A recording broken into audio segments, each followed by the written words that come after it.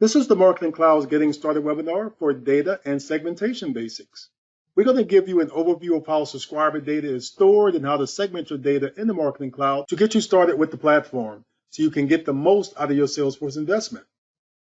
Also, if you are a Marketing Cloud Premier customer, you can request one-on-one assistance after completing this webinar to get any additional questions answered you may have from this session. First, our forward-looking statement. Because Salesforce is a publicly traded company, we do want you to make all of your buying decisions based on the items that are commercially available in the Marketing Cloud today. Understanding data basics in the Marketing Cloud. The goal of this accelerated webinar is to help you understand how data works in the Marketing Cloud and how to get you started setting up your data model. Your only limit with Marketing Cloud is your data. The best emails start with your data. Data drives your targeting and personalization. You can drive dynamic content, personalization, and segmentation through our drag and drop tools. You just need the data structure to support your goals. Let's first set the stage with some basic terminology, contacts and subscribers. This could be interpreted differently, so to clarify, a subscriber is a person who has opted in to receive communications from your organization, someone who has subscribed to your email programs or opted into mobile programs. This person has physically opted in to giving you permissions to message them, so at a minimum, you must have a valid email address for each subscriber who receives email, or a valid phone number for each subscriber who receives SMS messages. A contact is someone you might have data for, but they have not given you permission to send them commercial communications. You can store lots of information about your subscribers. You can track additional information about subscribers using profile and preference attributes. Use the subscriber key to identify your subscribers in the Marketing Cloud. A subscriber key is a text field that contains a unique value assigned to each subscriber. The subscriber key feature is recommended for all accounts and new features. Create data extensions to store your subscribers. Now, this looks different for every customer, but essentially, data can be obtained from a variety of different sources. For example, there could be a form on your company's website that allows subscribers to opt into emails. Email addresses and other data can be obtained via your point of sale systems on social media, such as Facebook. When using web analytics software, data can be gathered where subscribers are browsing or if they abandon their cart. Data from the Salesforce clouds can also be used to personalize and target subscribers. Subscribers can also provide additional personal information via a profile center. Data from a multitude of different systems can also be consolidated and then imported directly into the Marketing Cloud. Any data needed to determine who to email as well as what content to include in an email can be stored also in the Marketing Cloud. So how can the data be stored and used? When that data is brought into the Marketing Cloud, it is stored in a data extension, aka DEs, which is simply a table with the application that contains your data. It contains column headers called fields and rows of data. Data extensions can be standalone or you can relate them to one another. A data extension can store any type of data, including double byte characters. Some examples include e-commerce, web analytics, product catalogs. Important note here is just because you can import anything into a data extension doesn't mean you should. Take special care when reviewing your Marketing Cloud goals and marketing automation plans to consider the data that's most needed for segmentation of your audience and personalization of the messages being sent to your contacts. For your different types of data extensions, there are three main types. Any native data source directly imported into the Marketing Cloud. A Salesforce data extension is data imported from a Sales Cloud report or campaign, and a synchronized data extension used by a synchronization data source and includes Salesforce objects only. A data extension can be sendable or non-sendable. Maps to subscribers must identify subscriber and contact, include a unique identifier, can be a target for a send, and can also be a target for a test send if marked testable. A data extension that is not sendable is typically orders, product tables, and store tables. Subscriber key gives you the ability to identify subscribers with a value that you choose and have an email address appear multiple times associated to different subscriber keys. Use a subscriber key to maintain multiple sets of subscriber attributes for a single email address. So for example, if a family shares an email address, you can use a subscriber key to identify each member of the family. Include a single email address multiple times on a list is to send a separate message for each car a subscriber owns in a single send. Subscriber key is a crucial business decision that must be kept consistent throughout the entire Marketing Cloud operation. Subscriber key is the primary key for your subscribers. You can have other primary keys for relational tables, such as donor records, student IDs, or other IDs. You can have tables where subscribers are listed more than once, like a donation table with all the donations connected to subscribers, and you want to repeat donors. Establish subscriber key with every data extension created, and it must be present in every sendable data extension. If you change your subscriber key, you are at high risk of sending to the wrong subscriber. If you use the Salesforce Cloud Connector, you must use lead contact ID as your subscriber key. Otherwise, you will not have the full sync back to your Sales Cloud account. So let's take a look at how to create data extensions and build simple data extensions in both Email Studio and Contact Builder. We will demo that here in just a moment. If you have more than 50 columns of data, you can likely break them up into relational data extensions. Set character limits will make your queries run more efficiently. Don't borrow trouble. Only one email address per sendable data extension. Create a folder structure that makes sense. If you can, cheat. Don't reinvent the wheel every time you need to create a data extension. One tip here is a filtered data extension creates themselves, and be very strategic with naming convention. You also have a length shortened as much as possible. Note though that it will error out if beyond character limit, definitely a double-edged sword, meaning that if you start adding values that's longer than the length you set, you will get error messages because of that. Primary key, you can have multiples. Nullable means if unchecked, it's required. And the default value, you could add something like hello friend. Send relationships is incredibly important. Connect back to our subscriber key discussion, which are sendable and testable data extensions. If you aren't careful, data extensions can quickly grow into extremely large collections of records. While the Marketing Cloud is able to handle very large amounts of data, it is useful to set up data retention for your DEs. Data that passes the retention limits will be permanently deleted, keeping the record counts in line with your ongoing personalization and segmentation needs.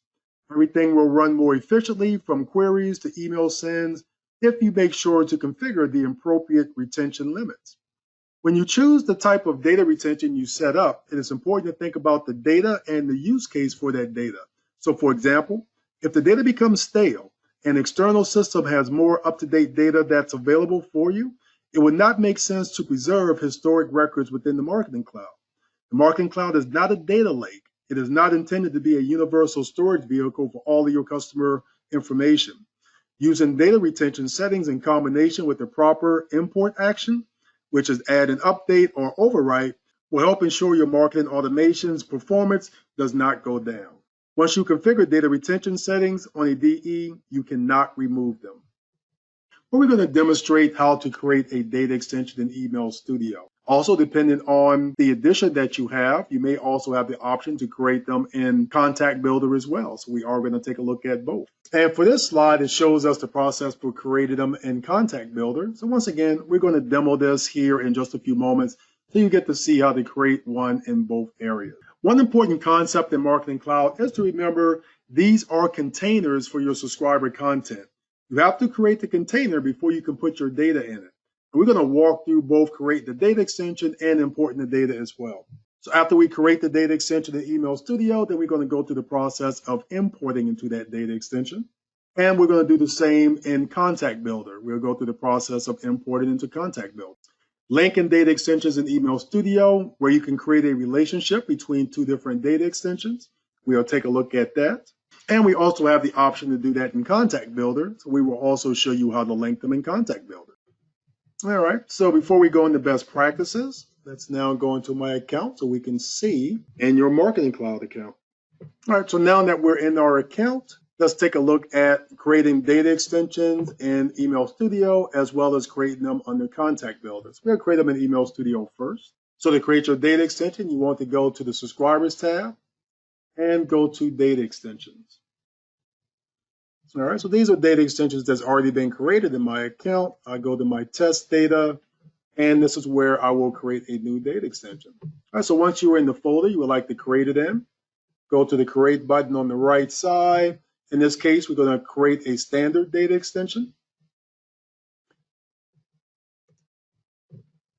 And you do have a couple of options here as well. Create from new, create from existing, which would just mean an existing data extension, or create from template. There are templates that will be created in your account by default based on the apps that's activated in your account. One of those apps is the triggered send definition. So if you needed to use a data extension with a triggered send, then you would use this template to create that data extension with.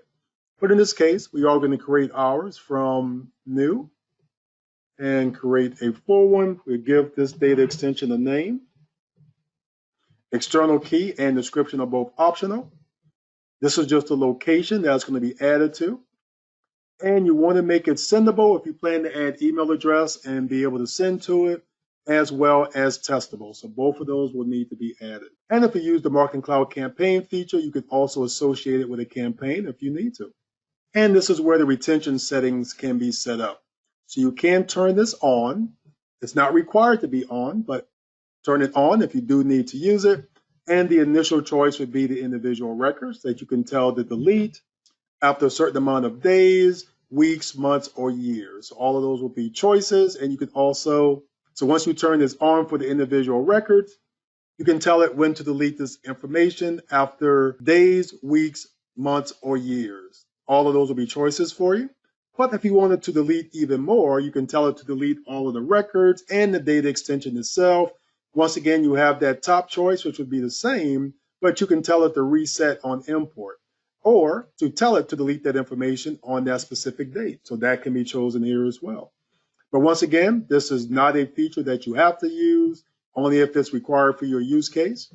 Otherwise, you can just leave this feature off. And we will click next one more time. And this is where we set up the fields for our data extension. All right, so the first field, I will make that one subscriber key. The data type for text is fine for subscriber key. 50 is usually enough for most of them, but you may want to make it a primary key, which means that it can only be uploaded into this data extension one time. And that, of course, is going to be the subscriber key that relates to contact key in Contact Builder. Don't want to set up the default value because, once again, you want subscriber key to be different for every contact. Next, we'll make that one email address. And there is an actual email address data type. So these are the different data types that you can set up in the account between text, number, date, Boolean, email address, phone, decimal, as well as locale. You do want to choose email address for the email address type. That's very important to do in the data extension to make sure the data extension performs properly. You may or may not want to make email address the primary key. You definitely don't want to make it nullable since this is going to be a sendable data extension. So we're not going to check either one of those boxes. Next, we could do something like first name. First name, of course, text would be just fine. If you have any first names that might be longer than 50 characters, you might want to change that here. Primary key, you don't want to make first name a primary key, but you might want to make it nullable. If you don't know if your contacts will all have first name, if you do not check this box for nullable, which means it is required, so something will be required to be added for each contact, or you will get error messages. It will not import those particular subscribers. Now, there is a way around that for first name, and it works perfectly for first name, and that is adding a default value. So in this case, we may add something like valued customer. So valued customer would now be added for each one of those contacts that did not have a name, and this will be their first name. But remember, when you do your import, you have the add and update feature. So you can actually update the features for those once you do get their first name. For the next one, we may add something like phone number. And there is a choice for phone. Makes it easy to find. So you may want to make that nullable instead of required. And as you see with the other items, you do have the option to set up other fields as well. And by default, you're able to create up to 200 fields in each data extension. If you need more than 200, please reach out to your account team to get assistance there. Send relationship is also important because this is telling us which field in this data extension that we want to relate to subscriber key on the all subscribers list. You could choose email address if for some reason you wanted to use that for your subscriber key if you didn't have subscriber keys. But in this case, we do. So we will make subscriber key relate to subscriber key. So that's added to that field on the all subscribers list, which will also be added to all contacts once it's transferred there. Once those items are done, we click Create, and we just created a data extension. They are that easy. This is how they created the Email Studio. We will create one in Contact Builder here in just a moment, but while we're still here, let's go ahead and do our import into this data extension. So as we see, our rec account for this data extension we just created doesn't have any contacts in it. So we can go over to the action side, and there's the import button that we could choose. So we'll start the import from here. So you can have the file. The file can be on your computer, or you can also have it on the FTP site if it's located there. Once you choose FTP, just put in the name of the file here for it to find it in the import folder. But we're going to find one that's on my computer. And once I find my import file, I choose that file here, and it automatically adds it to the file section. Right? Then I can make other changes, like if for some reason the app was wrong and it's actually not a comma delimited file, a tab, or a different file, you can make those modifications here.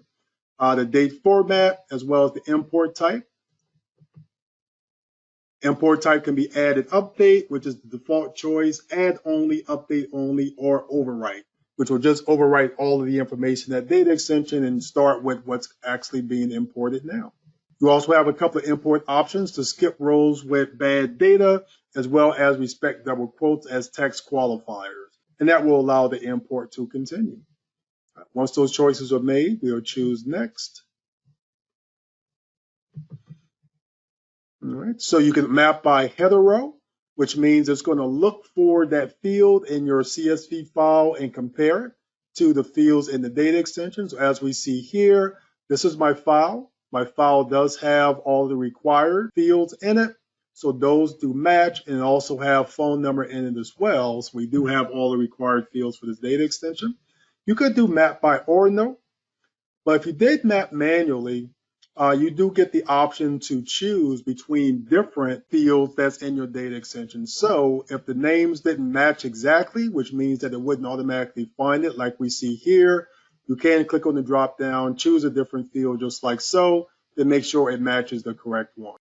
Or you can map manually, so as you see, you get the option to click on the drop down and choose between the other fields. And the other way this feature comes in handy if the names are not spelled exactly alike. If there is a space in one but not in the other, it will not automatically find it. So you can go to map manually and find it that way as well. But all of mine's match, so we are good to go next. And review and import. And we have an email address here for when the import completes. It will send you an email to let you know. And we click on import one more time, and it starts that process. So now that we've created a data extension in Email Studio, now let's take a look on how to create one in Contact Builder, which is located on the Audience Builder. The process is basically the same. The only difference is once you get the Contact Builder, you do want to click on the Data Extension tab, and the process to create it is no different than creating it under Email Studio. So one thing I do want to point out is you do have access to the same data extensions in Email Studio and vice versa. Now, to also relate these data extensions in Contact Builder, that's done under Data Designer. So these are linked data extensions currently. They're called attribute groups. To create a new attribute group, just click on the Create button on the right side. We will give it a name. Choose an icon if you want something different than the default, and click on Create. All right, so once we get this screen, we click on Link Data Extensions. Find the data extension we would like to link. All right, then we click, once it opens up this page, we click on Link Data Extensions. And once you find that data extension, you can link them by the different fields. In this case, I'm going to link contact key with subscriber key and choose Save. Our first data extension is linked to our system attributes. So that's the initial screen we see here. But if I wanted to link a different data extension, I will have that as an option as well. So now we'll click on the chain on the right side of the target. Choose a different data extension to link it to. And this time, because we don't have a ID or subscriber key, we can link this one by email address. Now, you do want to be strategic when doing this because you do want to link it by something that's going to make a difference to be able to access the other available information that's going to be in this other data extension. Now, in this case, you could also do a one-to-many link. So I can link more than one field if I choose to. So that is an option as well when you're creating these linked data extensions. I can also link another one directly to this data extension if I choose to do so.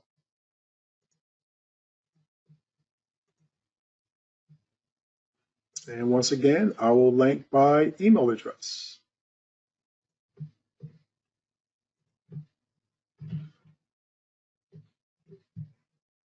All right, so under Contact Builder, this is how you link your multiple data extensions, where you can now access the information in the other data extensions in a journey. But now, one thing I forgot to do on the Email Studio is also link the relationship there for those sent through a default email. And that will be done under Data Relationships in Email Studio.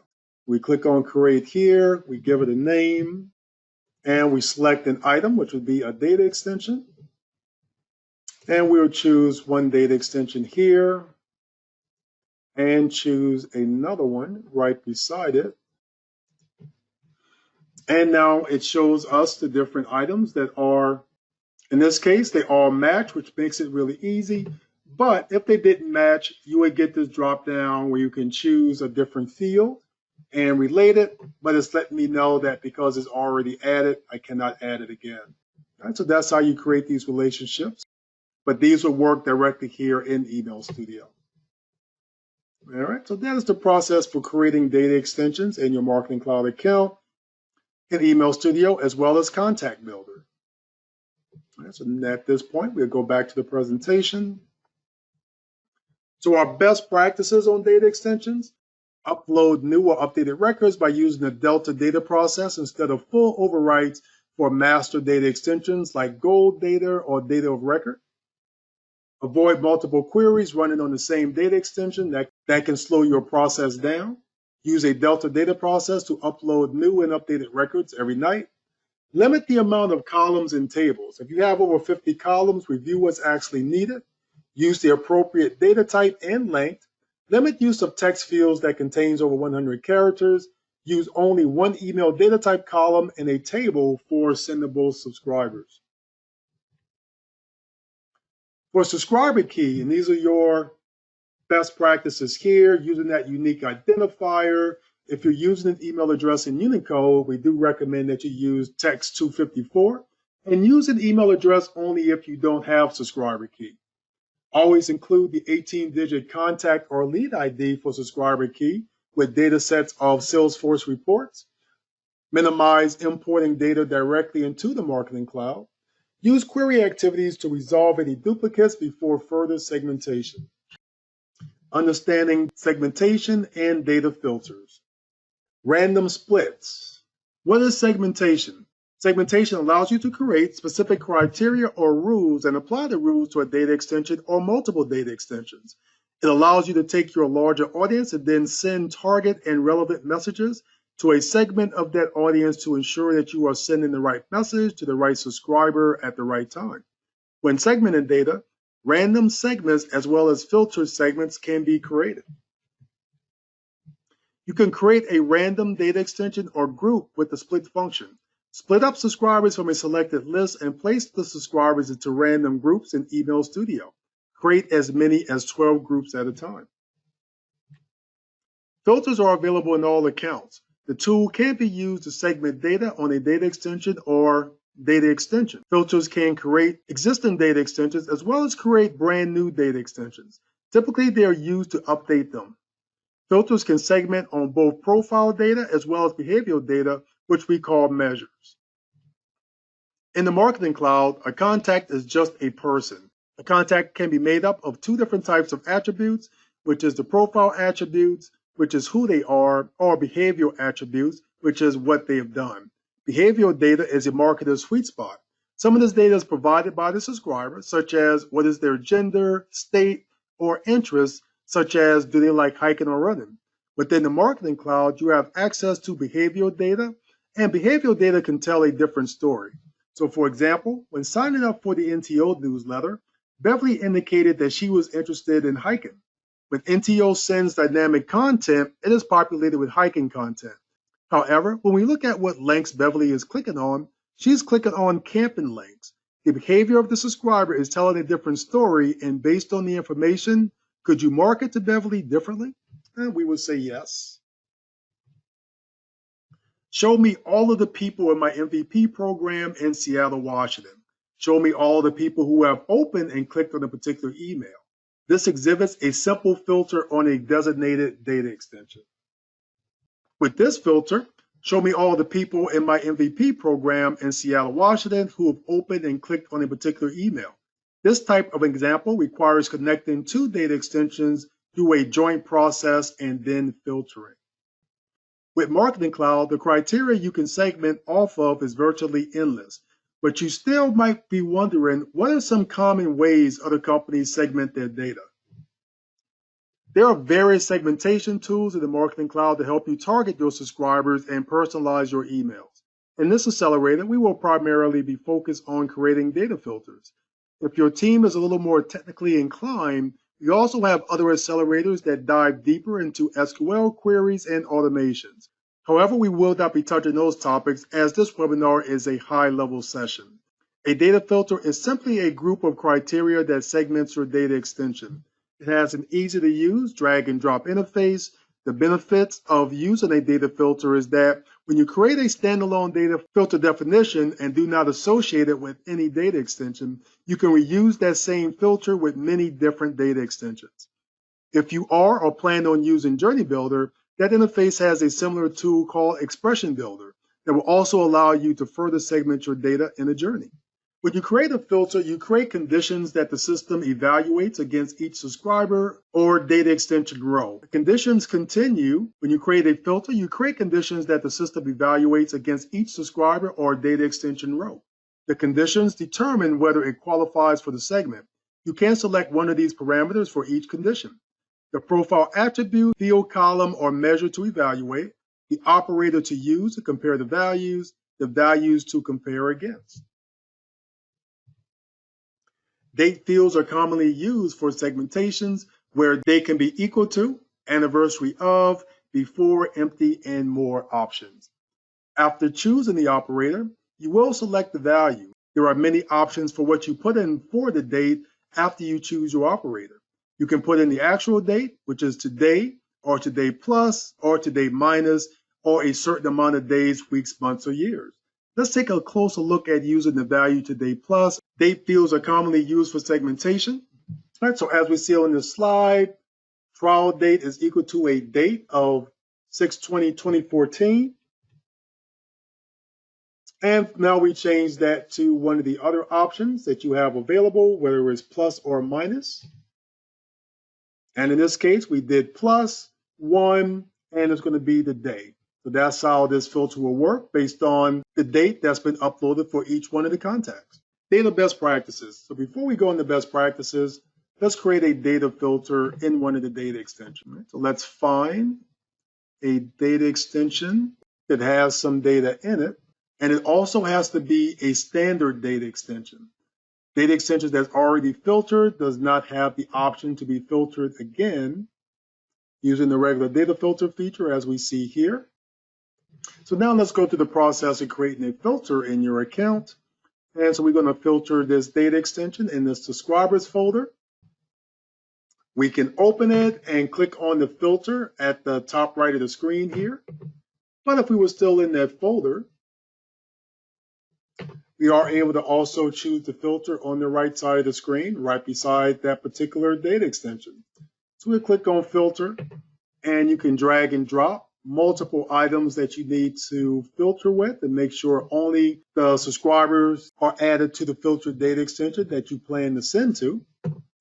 But I do want to point out that only one is needed, but you have the option of creating inner and outer filters as well within the same one. So in this case, I'm going to combine these two fields, change the operator to or. So what this would mean is that email address is still required because that is still an and operator. But with first name and last name, if either meet the criteria, then they will be added to the filtered data extension.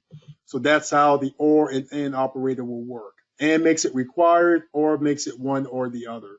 But as mentioned, you actually only need one field to filter off of. So we will just use the first name field. And in this case, we're going to say first name begins with an M. Everyone in this data extension whose first name starts with M will be added to this filtered data extension. So in this case, that's all we're going to use for this filter. We're going to click on Save and Build, choose the folder we would like this data extension to be added to. Oh, and we do have to give it a name. So we're only going to use first name to build this filter off of that data extension. You can also save it as a filter to create it at a later time. But in this case, we're going to do a save and build it right away. So we will give it a name. We'll choose the folder that we would like to add it to. So if it's different from the folder that the data extension is currently in, you can change that or even create a new folder on the fly. And we'll choose save. So now let's check this data extension to see if it has been created. And as we see in this case, it's already been created. And it added 55 subscribers that it filtered from the other data extension, and we can also check those records. And we see in this case, the first name of everyone that starts with an M has been added to this data extension. And so that's how a filtered data extension is created. Notice here, you can also save it as a filter on the properties here as well as go in and change this filter. So if you wanted to make this filter something different, you can still save and refresh it after it completes. It rechecks that default data extension and updates any fields in the filtered data extension. So it will be corrected once refreshed. All right, so now for data best practices. General guidelines is to implement naming conventions for your data extension, especially for your folders as well, and the content to provide structure and consistency across your account or business unit. So for example, the naming conventions can reflect how you organize your data, either by campaign, publication type, frequency, or some other combination. We emphasize in some of those best practices. When context is enabled, make sure the master data extensions are not blank. Use add or update. Use a Delta data process to upload new or updated records nightly instead of doing full overwrites for master data extensions. So for example, the gold data or data of record. At the same time, avoid multiple imports running in the same table, importing an API record updates, and running multiple queries on the same data extension, which will slow down your progress. Data extension columns. Limit the number of columns on tables for performance. If you have over 50 columns, you need to review. Use the proper data type and length. Limit use of text fields over 100 characters, and only allow one email data type column in a table for those sendable data extensions. And for resources, as you notice on the right side here, there are some clickable links there where you can get some additional information. So just download the deck and those links will be available for you. And thank you all for joining us for this webinar, and I hope you all have a great rest of your day.